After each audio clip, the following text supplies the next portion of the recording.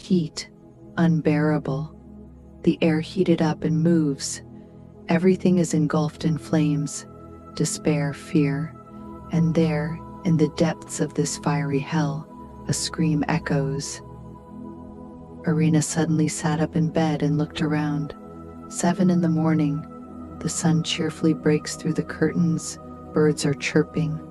From the kitchen comes muffled laughter and the clatter of dishes. She wiped the sticky sweat from her forehead and got up. Her pulse was still furiously pounding in her temples. That dream again. The nightmare she so wanted to forget came back. The 3rd time since her son started asking about it. Approaching the mirror, Arina raised her eyes to her reflection and whispered, "I need to move on." Then she combed her hair, threw on a robe, and went to the kitchen to her awake family. Her husband and son greeted her with jokes. A whole day lay ahead, full of plans and joys. The weekend flew by quickly. In the hustle and bustle, Arina forgot about the nightly nightmares. 2 nights passed completely calmly. Seeing her husband off to work, she was getting her son ready for kindergarten. Watching him try to tie his shoelaces himself, Arina involuntarily remembered that Ilya at his age did the same. At his age. "Mom. And he told me you're doing something wrong." "What's wrong?" "Who said?" Arina was startled. "My brother. He said that you're doing something wrong, that you're not telling me about him." Arina felt the blood drain from her face and chills ran down her spine. "Stepa, stop it. You don't have a brother. You're fantasizing. And you're scaring me." The boy was silent, focused on finishing tying his shoelaces, and replied offended, "But he says he was, and that you and Dad are hiding it." Arina took a deep breath, not knowing what to answer, but Stepa got distracted by playing with the cat, and the topic was not brought up again. He didn't remember it in the evening at home either, and he went to sleep in complete serenity.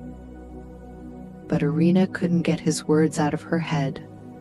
The 4th time her son asked her about the brother, and each time it sounded different.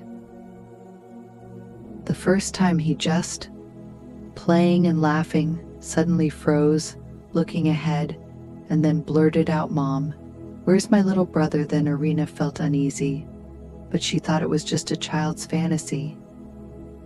She came to the same conclusion when, about a week later, Stepa brought up the topic again. "Mom, show me pictures of my little brother." Then, also a week later, he again surprised Arina by asking, "Mom, what toys did my little brother like to play with?" And now, today. "Are you worried about something?" Her husband's voice brought her out of her thoughts. "Why do you think I'm worried?" she asked, bewildered. "Because you've been sitting motionless on the edge of the bed for 10 minutes, staring at one point." Arina decided not to hold back and told her husband about their son's questions, and they both pondered. "He can't remember anything. He was only 6 months old." Then her husband began. "That's clear. Maybe someone told him," Arina countered. "But who? We don't take him to my mother's. No one in the kindergarten knows. The neighbors here don't know anything about us. Who would tell him?" And Ilya was then, just like Stepa is now, 5 years old. Arina couldn't hold back the lump in her throat and burst into tears. Her husband began to comfort her. "Maybe we should really tell him everything he asked." When she calmed down a bit. "Why traumatize him? If we tell him about Ilya, we'll have to tell him about Grandma too. Why does he need all this? Let him be at least 12. We need to visit the grave. You haven't been there since then. Good thing my mother cleans there. Let her clean.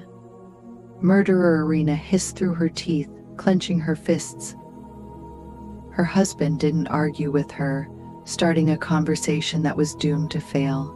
Citing fatigue, he suggested she go to sleep, and since he was indeed tired after work, sleep overcame him quite quickly. Listening to his peaceful snoring, Arina couldn't overcome the growing anxiety. She listened. Stepa's room was opposite their bedroom, the door open. Quietly getting up, she went to her son's room and, leaning over him, looked into his face. But the little one was sleeping deeply, quietly snoring. She returned to the bedroom, sat on the bed, and hugging her knees, decided not to sleep until morning. She was very, very afraid and did not want to see the same dream again. The same memory she wanted to forget with all her heart. How she ran into the burning house looking for her son. How a burning beam fell in front of her, and how the hands of a firefighter dragged her out onto the street. She sat and sat, swallowing tears, trying not to make a sound, so as not to wake her husband, watching as the shadows from the moon slowly changed position until her eyelids began to weigh heavily. No, no, she whispered to herself. I'll wait for morning. I don't want to see this.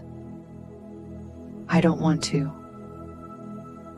She closed her eyes once, twice, leaned on the pillow and... Arina startled and sat up again, hugging her knees. Phew, she almost fell asleep. What's that strange smell? Does it smell like something's burning? Really? She turned to her husband, but his place was empty. How did he leave? Or did she actually fall asleep? God. The smell of burning. Exactly. Fire. She jumped out of bed, wiping large drops of sweat from her forehead. Could it be that the nightmare is happening again in reality? Mom. The voice that sounded behind Arina did not belong to Stepan, but it was so familiar, piercing, ringing in her ears, dizzying. She really swayed, grabbed the back of the bed, afraid to fall, and froze, not daring to look back. Mom. The voice called her again, and she slowly turned her head, screamed, and fell to her knees. Ilya was sitting on the bedside table. He was just as she remembered him: jeans, a t-shirt with a funny picture, a haircut with an elongated bang. His gaze was clear, with mischievous sparks. Arina struggled to get up and slowly walk towards him, but the closer she got, the hotter the air around him became. Finally, a meter from Ilya, she felt such heat that she couldn't get any closer. My son, she whispered through tears. I tried to save you. I would have given everything to. Just to. I know, he replied in a child's voice, but with an adult intonation. You're not to blame.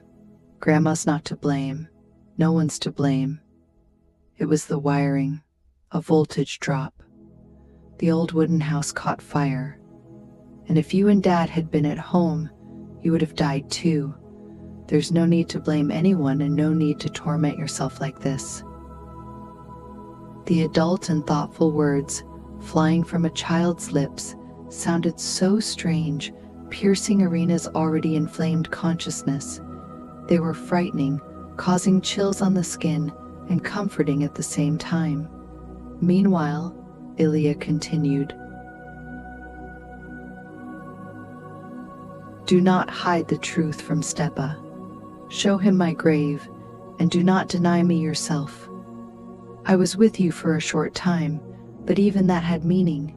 Do not deny Grandma either. It's even harder for her now than for you.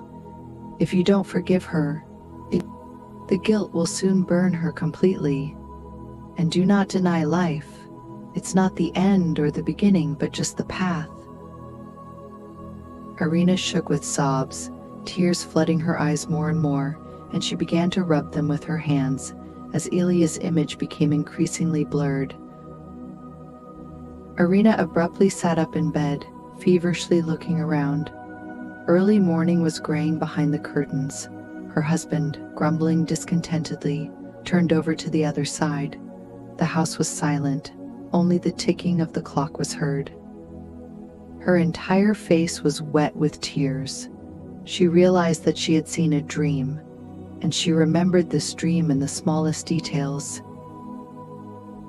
In the morning, Arina told her husband about her vision. Strangely, but for some reason this time she felt an incredible relief. She made a decision, and her husband exhaled with relief finally. In the evening, after bringing Stepa back from kindergarten, Arina opened the photo album and showed him pictures of Ilya. She told him that this was his older brother, who died at his age. When Arina, her husband, and Stepa were delayed on a trip, a fire broke out. Their old wooden house flared up like a match. The firefighters managed to pull out the unconscious grandmother, and Ilya was found only after the fire had cooled down. Arina couldn't hold back tears as she told this, but Stepa accepted it all, surprisingly calmly. He comforted her and assured her of his love, warming her heart. And on the weekend, Arina and her husband took Stepa, got in the car, and drove to the cemetery. Arina really hadn't been there since the funeral, 4.5 years ago. Ilya's grave was carefully tended, beautiful perennials grew on the miniature flower bed, and live flowers stood in a vase. "Mother constantly brings flowers, even in winter," said her husband, straightening a fallen carnation. "All right," Arina sighed, "we'll do it today." Meanwhile, Stepa examined the gravestone and placed his toy car next to the flowers. "Will you leave it?" asked her husband, pointing to the toy. "Yes, let him have it," the little boy calmly replied. An hour later, the family stopped near a small, neat house. Arina had not seen her mother-in-law since that fateful day. She had not attended the funeral because she herself had suffered severe burns to her body and respiratory tract and was lying under an IV drip. Arina approached the house last, sighed, and crossed the threshold. The weekend flew by again, noisy and eventful. After seeing her husband off to work and her son to kindergarten, Arina started cleaning. She felt lighthearted, as if a weight had been lifted from her shoulders for the first time in 5 years. Wiping the dust from the bedside table, Arina felt something with her hand. The surface had become strange to the touch. She looked closer and, disbelieving her eyes, flung open the curtains. Then she turned on the light. Goosebumps ran up her spine, reaching her neck, stirring the hair on her head. The surface of the bedside table was scorched, as if it had been brought close to a strong flame. Arina had not seen this before, as the furniture was dark and the bedroom was always dimly lit. But the scorched surface, right where Ilya had sat. But wasn't that just in a dream?